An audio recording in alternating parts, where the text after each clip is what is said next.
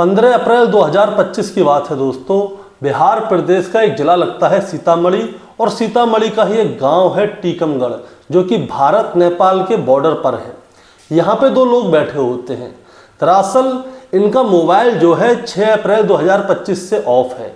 आज इनके मन में ऐसा कुछ आता है कि ये सोचते हैं कि मोबाइल इतने दिन से बंद है, तो क्यों ना मोबाइल ऑन कर लिया जाए और देखा जाए कि देश दुनिया में क्या चल रहा है। अब वो जैसे ही मोबाइल ऑन करते हैं तो उनके मोबाइल पर बहुत सारी नोटिफिकेशन आना शुरू हो जाता है, और जैसे ही ये लोग सोशल मीडिया ऑन करते हैं तो पता चलता है कि सोशल मीडिया पर सिर्फ इन्हीं की बातें हो रही हैं। अब ये लोग जैसे ही देखते हैं कि सोशल मीडिया पर इन्हीं की बात हो रही है तो ये लोग भी चौंक जाते हैं।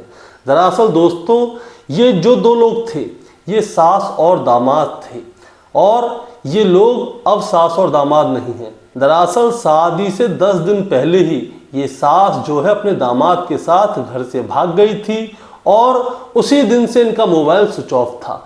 अब इनका मोबाइल स्विच ऑन होता है तो ये देखते हैं कि सोशल मीडिया पर सिर्फ इन्हीं की बातें हो रही हैं, और बताया जा रहा है कि ये सास घर से 3.5 लाख रुपए कैश और 5 लाख रुपए के जेवरात चुरा कर लाई है।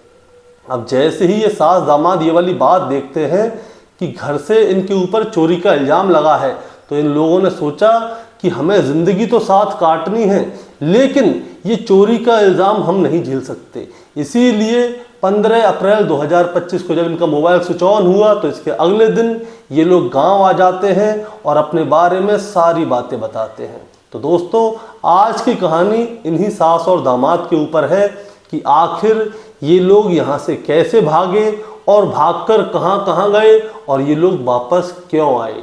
दोस्तों, कहानी शुरू करूँगा उससे पहले मैं बस आपसे यही कहना चाहूँगा कि अगर आप मेरे चैनल पे नए हैं तो चैनल को जल्दी से सब्सक्राइब कर दीजिए, ताकि रोजाना शाम को 8 बजे मैं आपके लिए एक सच्ची घटना की कहानी लेकर आ सकूँ। नमस्कार दोस्तों, मैं गौरव शर्मा और आप देख रहे हैं गौरव शर्मा सफर। ना ये था कि करीब 3-4 लाख रुपए नकदी व कुछ जेवरात लेके नहीं, ऐसा कुछ है? बस ये तो या पहन के गए, ये बोल रहे ये वैसे ही मंगलसूत्र है। जैसे यहाँ से उतरी वैसे यहाँ आ गई। मतलब आरोप झूठा लगा रहे हैं। हाँ, मैं मवेशियाँ पालती हूँ, भैंसिया 1.5 लाख रुपए औरत का क्या नहीं होता है। 1500 रुपए ले लिए, इतनी मार लगाई, सुबह से शाम तक पीते हैं। जो बाहर आदमी 6 महीने रहता है कुछ कमाएगा नहीं, अभी तक एक मकान बना के नहीं दिया। क्या कर सकता है वो? 1500 रुपए डाल देता है, उसका भी हिसाब लेता है मुझसे, कहाँ कर दिए, कहाँ है पैसे। फिर बोला कैसा ये मेरे पास भी। दोस्तों, आज की जो सच्ची घटना मैं आपको सुनाने जा रहा हूँ, ये सच्ची घटना शुरू होती है उत्तर प्रदेश के अलीगढ़ जिले से, और अलीगढ़ जिले का ही एक थाना लगता है जिसका नाम है थाना मंडराक, और थाने मंडराक के अंतर्गत ही एक गांव आता है जिसका नाम है मनोहरपुर कायस्थ, और यहीं की एक लड़की होती है जिसका नाम है शिवानी, जिसकी उम्र 16 या 17 साल की होती है, और ये लड़की कक्षा 8 तक पढ़ी हुई है। दरअसल इसका रिश्ता तय होता है। इसका रिश्ता अक्टूबर 2024 में तय होता है, जो कि अलीगढ़ के थाना दादो के गांव नगला मछरिया के राहुल नाम के लड़के के साथ होता है। और जब इसका रिश्ता तय हो जाता है तो इसके बाद में क्या होता है, अप्रैल 2025 को इनका रोका तय हो जाता है, ताकि अब लड़का लड़की पक्के हो गए हैं और इसके बाद इनकी शादी की डेट निकलती है, और वो डेट निकलती है 16 अप्रैल 2025 की, और 16 अप्रैल 2025 की ये डेट निकल जाती है। इसके बाद ये तय हो जाता है कि 16 अप्रैल 2025 को शादी होगी। अब लड़के के घर में अपनी तैयारियां चल रही होती हैं शादी की, और लड़की के घर में अपनी तैयारी चल रही होती है। पंडाल कहाँ लगाया जाएगा, लड़के वालों का स्वागत कैसे किया जाएगा, हलवाई कौन होगा, उनको दहेज में क्या दिया जाएगा, ये सारी तैयारियां हो रही होती हैं। लेकिन दोस्तों, शादी से लगभग 10 दिन पहले की बात है। 10 दिन पहले ये लड़का और इसकी जो सास है, यानी कि 6 अप्रैल 2025 को ये लोग गायब हो जाते हैं। अब ये गायब कैसे होते हैं मैं आपको ये बताता हूँ। 6 अप्रैल 2025 को जो इस लड़की का बाप है, यानी कि जितेंद्र उर्फ जीतू, उससे इसकी माँ कहती है कि आप ऐसा कीजिए, आप मेरी बहन के घर पे जाइए और वहाँ पे कार्ड दे के आइए, नहीं तो वो नाराज़ हो जाएगी। अब जो जीतू है वो कार्ड देने के लिए जाता है, वो इसकी बहन के घर पे कार्ड देने जाता है, और वहाँ से जो आसपास के जितने भी एरिया में उसके रिश्तेदार हैं उन सभी के घर पे वो काट देता है। इसके बाद क्या होता है, इसकी पत्नी का नाम है सपना। सपना, और उसका जो वैसे रियल नेम है वो तो है अपना, लेकिन बोलते हैं उससे सपना। सपना क्या करती है दोस्तों, वो शाम को लगभग 4 बजे का समय होता है, वो अपनी बेटी से कहती है कि बेटा मैं बाजार जा रही हूँ और जल्दी आ जाऊँगी। अब सपना अपने घर से निकल तो जाती है लेकिन वो वापस नहीं आती। अब रात को लगभग 8 बजे का समय होता है। जो जितेंद्र उर्फ जीतू है, इसका पति, वो सारे समाज में अपने कार्ड बाट बटू के शाम को लगभग 8 साढ़े 8 बजे घर पे आता है। वो अपनी बेटी से पूछता है शिवानी से कि बेटा तुम्हारी माँ कहाँ है। वो बताती है कि माँ शाम को 4 साढ़े 4 बजे घर से निकली है बाजार की कह के, लेकिन अभी तक वो घर नहीं आई। अब क्या होता है, अब जो जीतू है वो अपनी पत्नी को बार बार फ़ोन करता है, और वो जितनी भी बार फ़ोन करता है उतनी बार उसकी पत्नी सपना क्या करती है, उससे कोई ना कोई बहाना लगा देती है। अब ये बार बार फ़ोन करता है और ऐसे ही फ़ोन करने का सिलसिला रात को 10 साढ़े 10 बजा देता है, और 10:30 बजे के आसपास जो इसकी पत्नी है सपना, उसका मोबाइल जो है वो स्विच ऑफ हो जाता है। अब जितेंद्र उर्फ जीतू, उसको पहले से अपनी पत्नी के ऊपर शक था, क्योंकि वो जो है अपने दामाद से यानी कि राहुल से फ़ोन पर ही बात करती रहती थी। इसीलिए वो क्या करता है, राहुल को फ़ोन करता है और राहुल से कहता है कि अपनी जो सास है उनसे मेरी बात कराओ। राहुल बार बार मना करता है कि मेरे पास नहीं है। 1 बार हो गया, 2 बार हो गया, 3 बार हो गया, 4 बार हो गया। जीतू फिर भी कहता है कि जो सपना है उससे मेरी बात कराओ। आखिरकार राहुल उससे कहता है कि अब जो तुम्हारी पत्नी सपना थी, अब वो तुम्हारे साथ नहीं रहेगी, वो मेरे साथ रहेगी, क्योंकि तुम पिछले 16-17 सालों से उसके साथ जुल्म कर रहे थे, तुम उसे मार रहे थे, पीट रहे थे। अब तुम उसे भूल जाओ, अब वो मेरे पास रहेगी। अब जीतू जैसे ही ये वाली बात सुनता है कि उसकी पत्नी उसके दामाद के पास चली गई है और दामाद उससे भड़कते हुए बात कर रहा है, चिल्ला चिल्ला के बात कर रहा है, तो उसके पैरों के नीचे से ज़मीन खिसक जाती है। अब तारीख आती है 17 अप्रैल 2025। अब जीतू और उसके परिवार के सभी लोग थाना मंडराक पहुंच जाते हैं और मंडराक जाकर अपनी पत्नी सपना और अपने दामाद राहुल के खिलाफ रिपोर्ट लिखाते हैं कि जो राहुल है वो सपना को बहला फुसला के अपने साथ ले गया है। अब पुलिस वाले जैसे ही ये वाली बात सुनते हैं दोस्तों, तो उनके पैरों के नीचे से भी ज़मीन खिसक जाती है कि एक सास अपने दामाद के साथ भाग गई है। अब होता क्या है, दरअसल सास की जो उम्र थी सपना की, वो 38 साल के आसपास थी, और जो दामाद है राहुल, उसकी उम्र जो है लगभग 25 साल के आसपास है। अब पुलिस वाले उन लोगों की FIR दर्ज नहीं करते। दरअसल हमारे देश का कानून क्या है, हमारे देश का कानून है कि 18 साल के पार होने के बाद चाहे लड़का हो चाहे लड़की हो, वो अपने फैसले खुद कर सकता है कि क्या सही है क्या गलत है। अब सपना राहुल के साथ भाग गई है, अपने दामाद के साथ भाग गई है, अब इसमें पुलिस वाले तो कुछ कर नहीं सकते। अब इसके बाद जो जीतू है वो एक और बात बताता है, वो कहता है कि साहब सपना भागी तो है, लेकिन वो घर से 3.5 लाख रुपए लेके भागी है, और मैंने अपनी बेटी की शादी के लिए कुछ ज्वेलरी रखी थी जिसकी कीमत 5 लाख रुपए के आसपास है, वो उन्हें भी लेकर भाग गई है। अब जैसे ही दोस्तों ये वाली बात सामने आती है तो पुलिस वाले क्या करते हैं, इसका जो मामला है वो DG में दर्ज करते हैं, ना कि भागने भगाने में। अब DG में दर्ज कर दिया जाता है, FIR नहीं होती। अब इसके बाद जैसे ही ये वाला मामला सुर्खियों में आता है तो दोस्तों सोशल मीडिया पर ये मामला हवा की तरह फैलता है। जैसे कि चाहे फेसबुक हो, इंस्टाग्राम हो, यूट्यूब हो, जितने भी प्रिंट मीडिया हो, सब जगह बस यही खबर चल रही थी कि सास जो है अपने दामाद के साथ भाग गई है। अब सब जगह यही चीज़ हो रही थी। इसके बाद में क्या होता है, ये लोग जो है 6 अप्रैल 2025 को भागे थे। अब इनके बारे में कोई खबर नहीं मिल रही है कि कहाँ है कहाँ नहीं है। 6 से 7 हो जाती है, 7 से 8 हो जाती है, 8 से 9 हो जाती है। इसी बीच पता चलता है कि इन दोनों की लोकेशन मिली है उत्तराखंड के रुद्रपुर में, लेकिन ये लोकेशन सब झूठी थी। न्यूज़ चैनलों पे भी फैल गई थी कि जो सास और दामाद हैं वो उत्तराखंड के रुद्रपुर में हैं, लेकिन ऐसा कुछ होता नहीं है। अब समय गुजरने लगता है, 8, 9, 10, 11, 12, 13, 14, 15 ऐसे तारीखें गुजर रही होती हैं, और तभी एक तारीख आती है 15 अप्रैल 2025। दरअसल बिहार प्रदेश का एक जिला लगता है सीतामढ़ी, और सीतामढ़ी का ही एक गांव है जिसका नाम है टीकमगढ़, जो कि भारत और नेपाल का बॉर्डर पे आता है। अब क्या होता है, ये दोनों यहाँ पे बैठे हुए होते हैं और इनका मोबाइल को बंद हुए कई दिन हो चुके हैं, 8-9 दिन बंद हो चुके हैं। अब ये दोनों बैठ के बातें कर रहे होते हैं, तो इनके मन में आता है कि आज मोबाइल को स्विच ऑन किया जाए, क्या हो रहा है जगत दुनिया में इसके बारे में जानकारी तो मिले, और जो इनके खास हैं उनसे जानकारी लें कि आखिर गांव में हो क्या रहा है।